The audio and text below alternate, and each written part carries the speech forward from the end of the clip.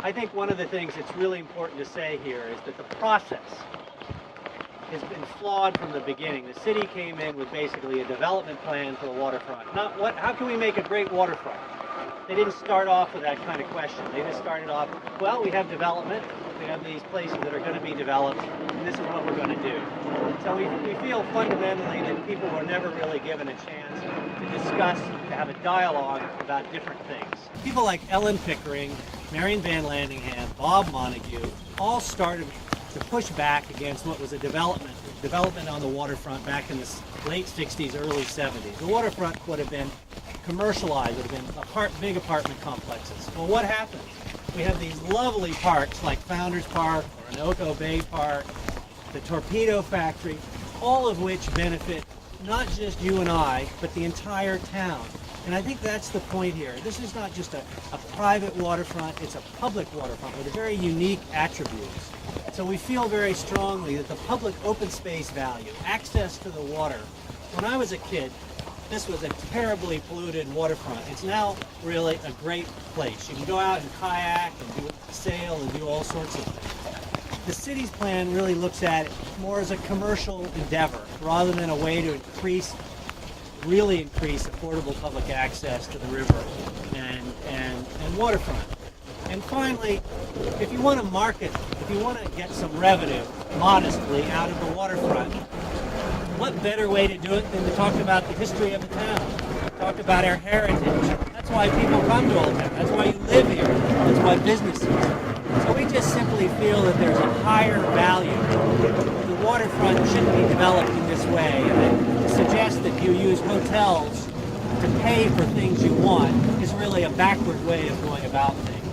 Put hotels elsewhere, use the revenue to help to do the things that are really most appropriate for the waterfront. Now, I'm not going to sit here and say to you that there isn't a public investment that may have to get this thing going, but I think it's an appropriate one, and I think it's one we need to think about, because otherwise we will lose this treasure.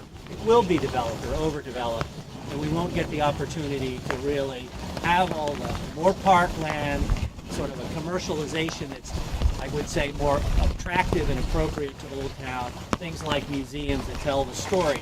The smell you're smelling is the pollution from an 1880s, 1920 coal gasification plant that was right up the street here. The city didn't clean up properly in the 1970s, so it leaks now still underneath the street here out into this little point of land. And one of the key points about this, the key impact of this new plan, is that because we have a combined stormwater sewer system in Old Town, unfortunately, when it rains like this, raw sewage is ending up in the river. All this new development is simply going to exacerbate that problem. So I think it's kind of a wrong-headed way to say, well, we're going to have a nice waterfront, but well, we're going to pollute it too, and well, you got to spend a lot of money if you really want to come down here. Is the legal action required to rezone a part of what the city council is expected to act on the 15th? Yes, it's buried in the plan. Yeah. Essentially, it began with a concept that was geared toward getting to a rezoning, a change in the master plan. And if you rezone this, and one of the things that happens is the value of that property goes way up. And that means that any public group or entity that wants to step in and say, well, let's buy some of the development rights and let some of the development go on over here, be much more difficult to do.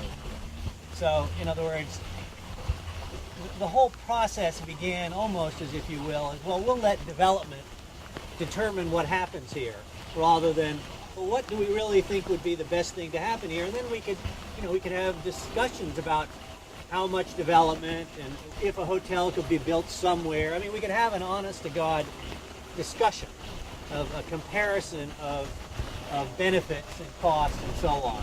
And that's, I think, and I just spoke before the city council at the public meeting part, and I said that. There was really only one plan presented, and the mayor, of course, not of course, but said, well, I disagree. We gave you plenty of opportunity to and I would say this was a monologue. It wasn't a dialogue.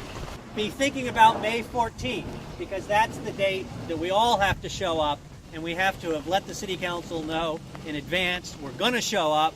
You can sign up to speak, and we can, and with a little bit of luck here and a little bit of effort, I think we can redirect this in a more positive way. I grew up, spending all my childhood fishing and catching herring at Jones Point. We've lost a lot of that park in recent years through many activities. So these parks now are increasingly important. And we don't live in the 1880s anymore. We're in 2010. So there's the uses of the waterfront, the public uses have evolved. So. And if I could put in a plug, there are people more at other places in Alexandria that love this park. Yes. Right. It's very nice down here. It's not just an Alexandria issue, I think. Call us or email us. Give us your email. We'll put it on a list. We'll be very discreet about how we do it, but we need your help.